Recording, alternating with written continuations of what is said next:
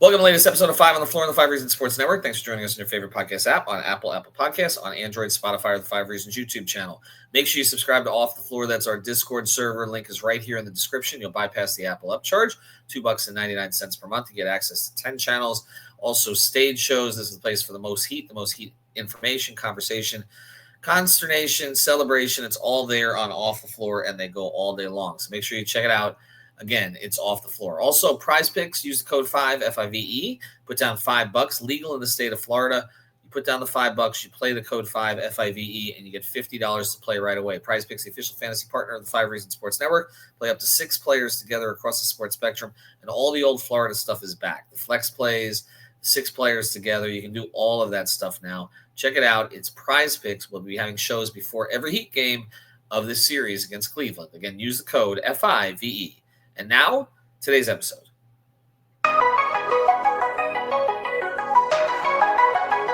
Mercy,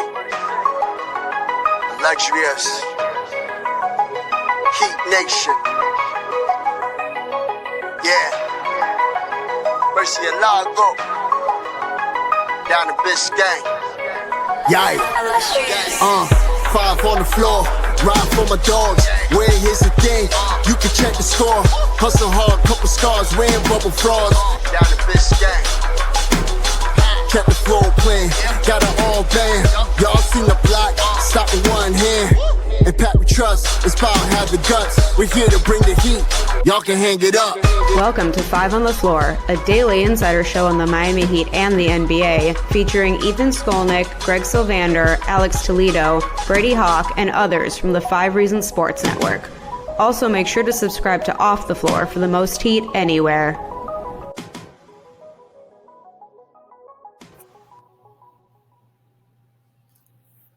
All right, welcome back to 5 on the Floor on a playoff Sunday, Easter Sunday. I'm Ethan Skolnick. You can follow me at Ethan J. Skolnick and at 5 Reasons Sports. I got Greg Sylvander. You can follow him at Greg Sylvander. Today's floor plan, we're going to talk Cleveland Heat about everything but basketball. I did the basketball podcast with Brady. You should check that one out. The keys to beating the Cavs. Of course, this would be a monumental upset. The Heat won 27 fewer games than the Cavs in the regular season. If the Heat were to pull off this upset, this would be the single biggest win differential in an upset win in the playoffs in NBA history. The largest was actually 25. Greg, thanks for reminding me on that one. The We Gotta Believe Warriors, that was Baron Davis and Steven Jackson, and they beat Dallas in that series. And then there have been a couple others. The Dikembe Mutombo, may he rest in peace, the Dikembe Mutombo Denver Nuggets.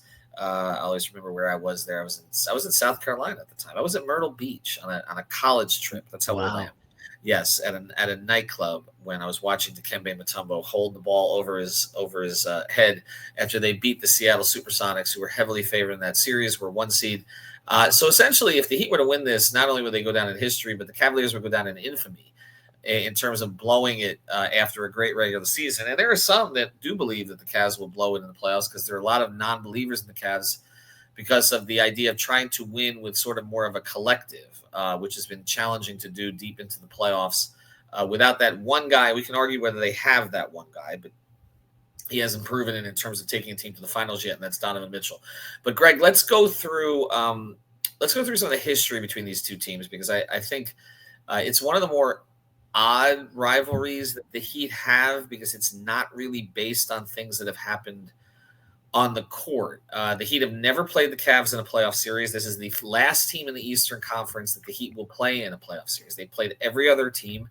I remember I kept bringing this up because go back to 15-16, the Heat were ready to play Cleveland, but they lost a Game 7 in Toronto, and that turned out to be Dwayne Wade's last game for that period of time, and that was largely because the Heat didn't have Whiteside, didn't have Bosh in that series, but Bosh not at all, Whiteside not by the end, or else the Heat might have challenged LeBron's Cavs. They played very well against them that year in 2016. But otherwise, they haven't gotten an opportunity to play Cleveland. The teams have always been kind of in different trajectories, and a lot of that has had to do with LeBron.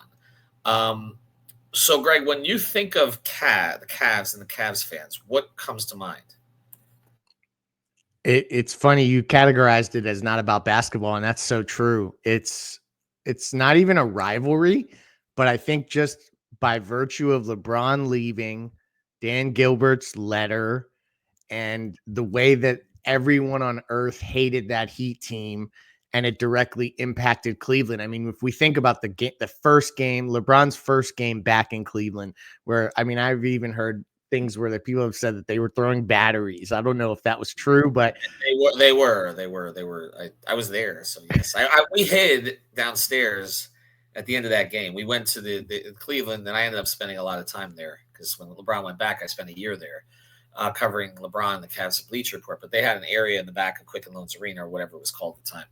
And we all retreated there halfway through the fourth quarter because the batteries started to go. That week, I was up there for 3 days at the bars in Cleveland. They were having contests where you got 25-cent shots if you told the best joke about LeBron.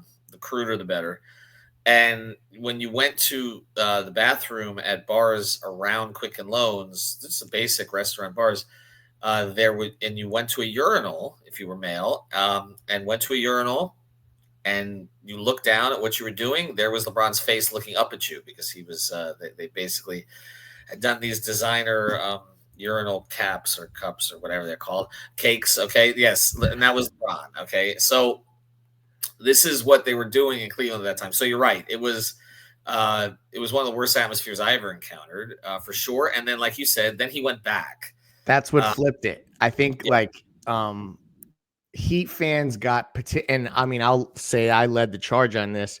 The thing that I disliked the most about when he went back to Cleveland was it was kind of like he took the blueprint from Miami and implemented it in Cleveland, and something that I guess we felt was sacred in terms of the way that the Heat built the big three and the surrounding pieces and all the stuff before culture was a marketing slogan, all the things that we used to talk about related to the Heat.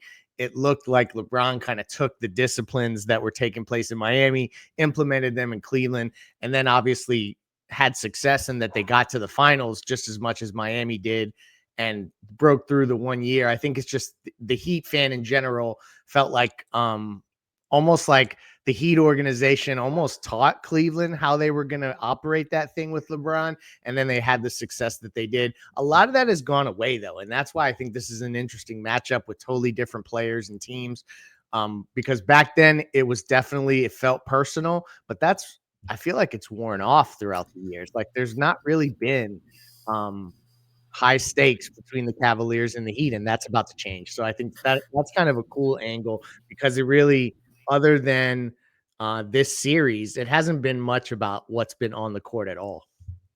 Yeah, I mean, I think there's just like there used to be this sort of weird pettiness between the franchises. Yeah. And now it's more, okay, shared knowledge. We both had LeBron. And he went off and married someone else to go into the sunset. It's sort of what it feels like. Like, the Cleveland championship will always be more meaningful to people than the two Heat championships, and he knew that. And that above everything else for all the conspiracy theories, and I've heard a lot of them, and some of them do have some validity. But the major reason that he went back to Cleveland was he knew that. He knew that. And the Heat knew that. And looking back at it, it's one of the reasons they don't have so much of an issue with him, especially compared to what's happened this year. Because he fulfilled his contract. I know that we say that they gave him the 4 years plus the 2 years, with the opt-out and all that, and they didn't have to do that. But at the time, that's what you did to get the players. They did the same for Bosh. They ended up having to give up all those first-round picks, and trust me, they didn't want to. They didn't fight the Toronto ones. They could have fought the Toronto ones. There were a bunch of different ways that they could have gone with this. But again, the payoff was they got 2 championships and 4 finals appearances. I know that they would have rather it lasted longer. But for all the talk about, what his guys around him were upset about, some of that stuff is off, and other things that got into it. He was frustrated by Dwayne's lack of availability. That's something that doesn't get talked about a lot. And there was a chance to go play with younger players in Cleveland. One was Kyrie, and one was like a younger facsimile of Dwayne in some ways. And then the other was Kevin Love, and that's another of the connections in this series that Kevin, I don't think is going to be playing, and he's been dealing with some personal reasons. Has been in and out in terms of being away from the team, but he was traded for Andrew Wiggins to Cleveland. So they drafted Andrew Wiggins to go young with David Blatt as the coach, and then they traded for Kevin Love. And so I think Heat fans at the time were like, "Oh, wait a second, okay." Like you mentioned, he sort of stalled, in terms of the entire process at the end. Andy and Pat had to fly out to Vegas when that wasn't necessary. His mind was made up. He was watching soccer. All these other things that played out. 2012, you go back to a day at practice. I was at that practice in Cleveland. It was during Linsanity, and LeBron was asked sort of an innocuous question about going back to Cleveland someday, and he basically entertained it for the first time. And I remember talking to people around LeBron. Oh, no, that's nothing. That's nothing. That's nothing. It was something. It was something that he had sort of at least talked about, his people had talked about, through back channels at that time. So I think Heat fans were frustrated by like the fact that it was done surreptitiously, and look at all we did for you. You didn't win before us. And then it was after he left, through a Lee Jenkins letter in Sports Illustrated, and then he didn't thank the fans properly. Although I've always challenged that one, because he did thank the fans. He did on a Bleacher Report and an uninterrupted thing, but also, the last guy that doesn't thank the fans, either. So, it's not at this point, Heat fans will be used to it, but the reality is that, he was frustrated by certain things at the end.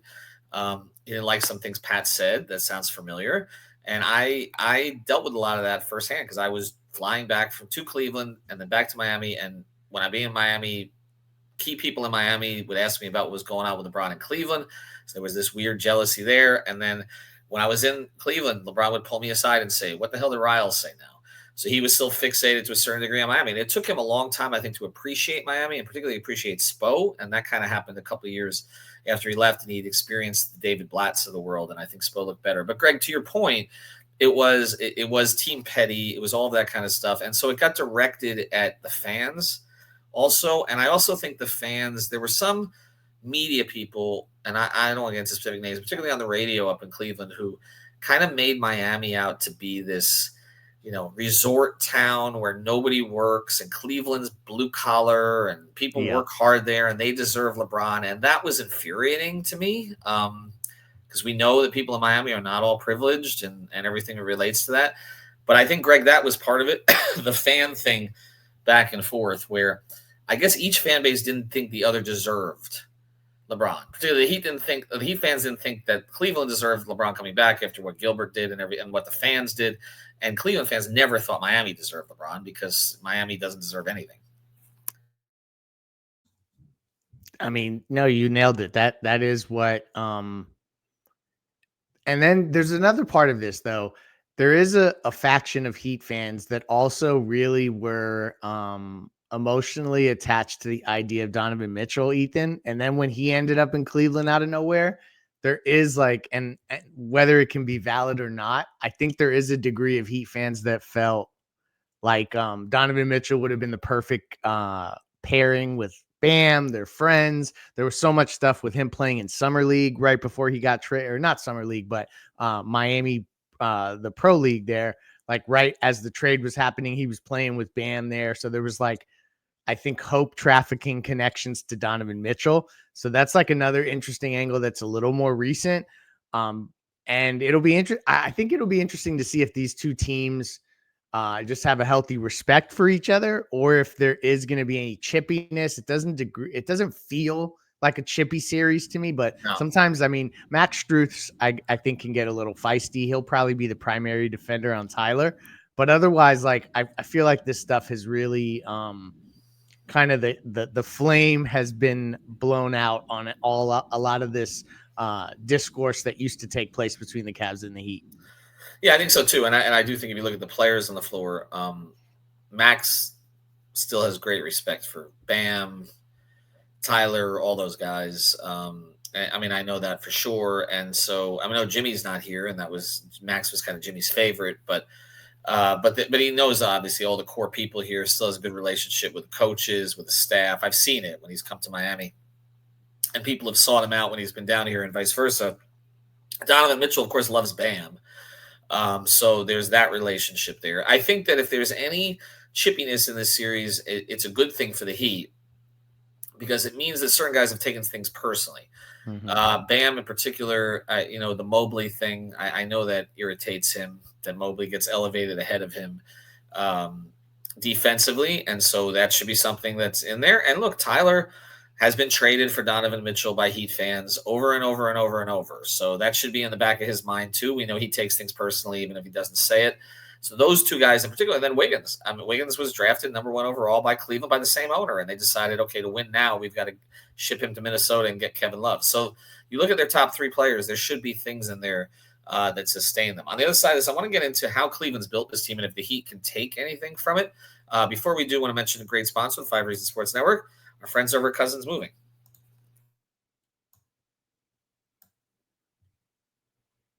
And now it's time for Who's on the Move, sponsored by our friends over at Cousins USA Moving and Storage, family owned and operated since 1996. They can service both residential and commercial moves, whether you're going across town, across the state, across country, and even across the globe. They have a 15,000 square foot private warehouse in Lauderhill, Broward County. The number 1 priority for Cousins Moving is transparency and being honest with their customers. They have a very low turnover, with most of their movers working for them for over 10 years. So find them online at Cousins Moving on Instagram, Facebook, and Twitter, or visit the website at www.cousinsusa.com/5RSN. They've got an exclusive offer through 5RSN.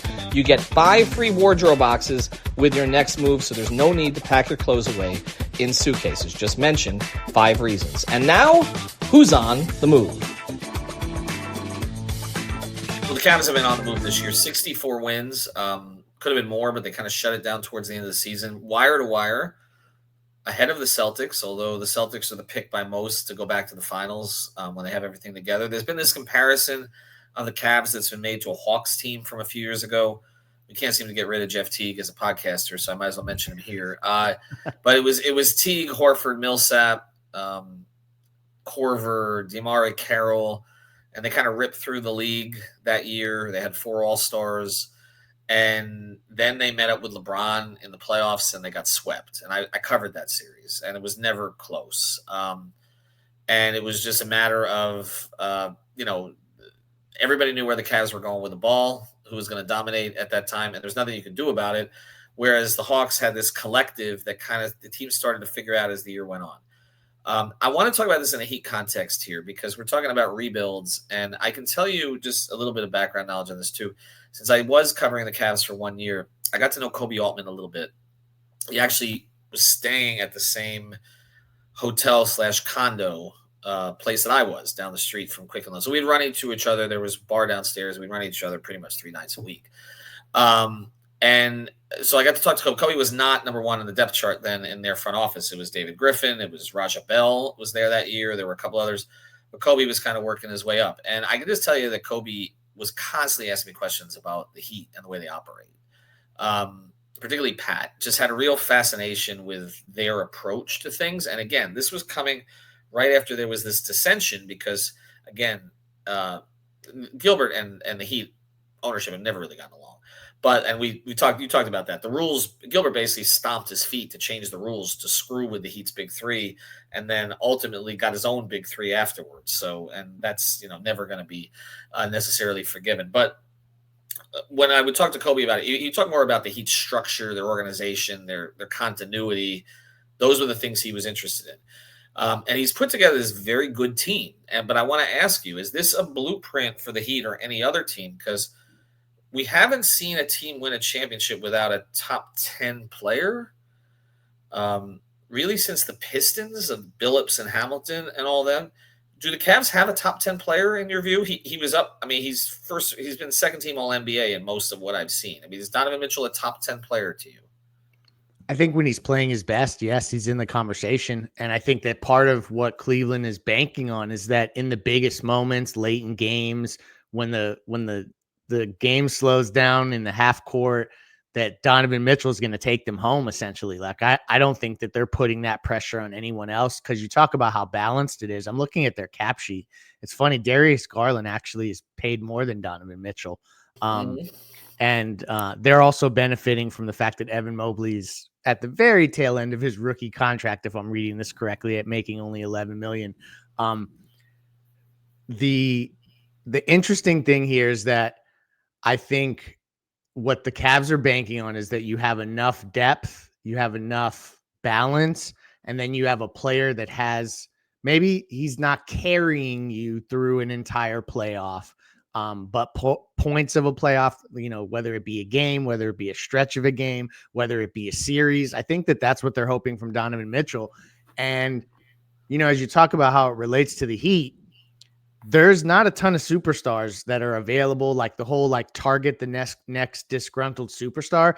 Even if you were to get a player like Kevin Durant, for instance, and insert him onto this team, you're still kind of in this Cleveland Cavaliers situation where, we have to ask ourselves, is Durant going to continue to be, a top 10 carry the team type of player? He didn't show that necessarily in Phoenix this year. I'm bringing him up because I think that there's no magic bullet out there in terms of a player that's going to come to the Heat and unless something opens up. So that you kind of have to look at how you build with the blueprint that Cleveland has leaned into, where you're really balanced. You have a lot of guys that are making, 36 million or less. So you're not paying one guy 50 million or something like that. And that's probably going to be the Heat's best avenue to build a contender if they're going to end up keeping Bam and Tyler. So it is something to draw from in terms of team building. Cleveland is probably the blueprint with Ware and Bam, Mobley and Allen. There's a lot of parallels. The Heat are probably still another high-level backcourt mate for Tyler, away from being on the Cavs tier.